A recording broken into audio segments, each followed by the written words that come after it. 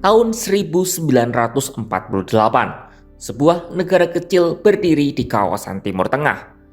Negara ini tak dianggap oleh tetangga-tetangganya, bahkan sampai dimusuhi hingga berujung pada perang.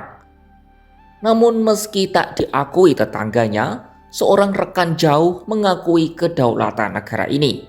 Sebuah pengakuan yang pada akhirnya membuat keduanya menjadi teman baik selama berpuluh-puluh tahun. Inilah cerita soal Israel dan Amerika Serikat. Secara khusus, soal sejarah panjang melimpahnya bantuan Washington ke Tel Aviv.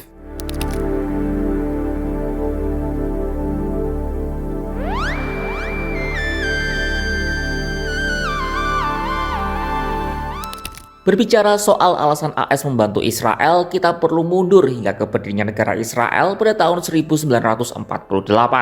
Saat itu, ex-presiden AS Harry Truman merupakan pemimpin dunia pertama yang mengakui Israel saat negara itu didirikan pada 1948.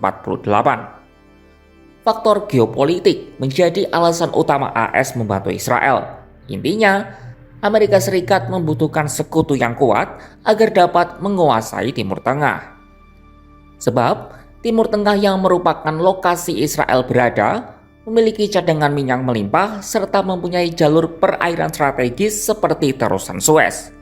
Meski begitu, Timur Tengah juga menjadi salah satu kawasan paling tidak stabil di dunia. Berbagai perang, baik perang saudara hingga perang antar negara, terjadi dalam puluhan tahun terakhir. Nah, dalam kasus Israel, mereka punya banyak musuh di Timur Tengah seperti Iran, Suriah, dan tentu saja Palestina. Perbedaan ideologi dan kepercayaan juga menjadi salah satu cikal bakal Israel dimusuhi negara-negara Liga Arab. Sementara Amerika Serikat dan Israel punya cara pandang demokrasi yang sama, kemudian faktor kepercayaan juga punya kesamaan. Nah, dari situ Israel dilihat sebagai kawan yang pas lewat tujuan dan komitmen bersama terhadap nilai-nilai demokrasi. Bantuan dari Amerika Serikat juga ditujukan agar Israel dapat mempertahankan keunggulan militer kualitatif atau QMI atas tetangga-tetangganya lewat bantuan keamanan. Tak heran jika Israel merupakan penerima bantuan luar negeri terbesar dari AS sejak era Perang Dunia Kedua berakhir.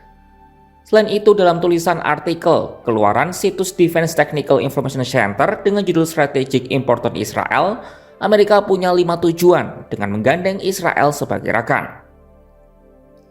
5 tujuan itu yakni melawan terorisme, melawan senjata pemusnah massal seperti nuklir, menjaga kestabilan harga minyak, menjaga keamanan Israel, dan mempromosikan hak asasi manusia.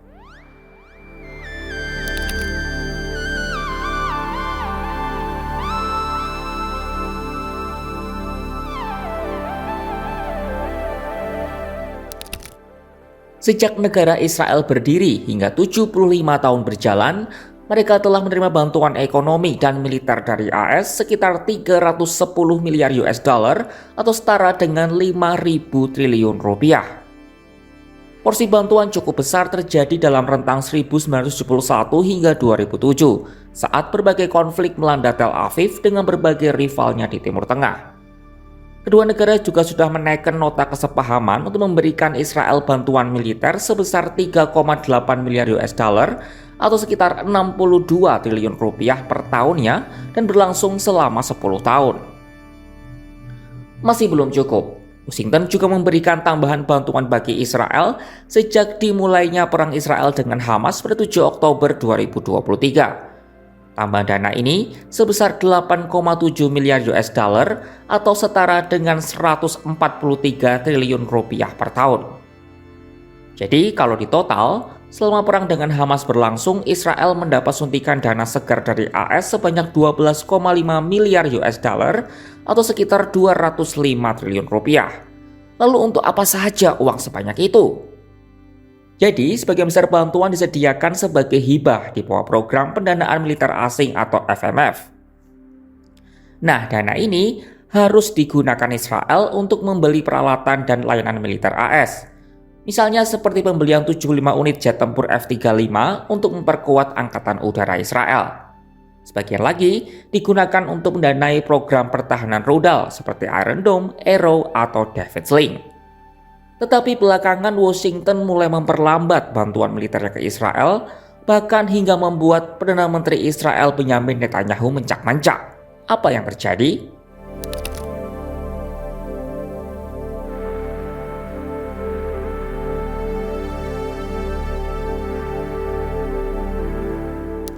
Amerika Serikat punya beberapa syarat jika suatu negara ingin menikmati bantuan militer dari mereka. Amerika Serikat punya sebuah aturan yang disebut dengan hukum Lehi. Hukum ini menyebutkan bahwa AS tidak dapat memberikan bantuan keamanan kepada pemerintah atau kelompok asing yang melakukan pelanggaran HAM berat. Namun apakah Israel termasuk di dalamnya? Jawabannya bisa ditebak, tentu saja tidak. Hal inilah yang kemudian mendapat kritik dari beberapa pakar hukum dan kritikus. Selain itu, AS juga berhak memantau penggunaan bantuan senjata. Para penerima juga harus mematuhi hukum internasional. Nah, dalam kasus Israel, mereka awalnya telah setuju menggunakan senjata AS hanya untuk membela diri. Namun, realita di lapangan tidak begitu.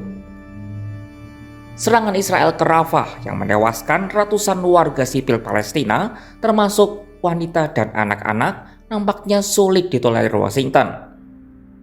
Presiden Amerika Serikat Joe Biden lalu menyetop pengiriman senjata ke Israel sejak awal Mei 2024. Kondisi ini membuat Netanyahu mencak-mencak dan sempat menyebut keputusan penghentian suplai senjata dari AS sebagai tindakan yang tidak masuk akal.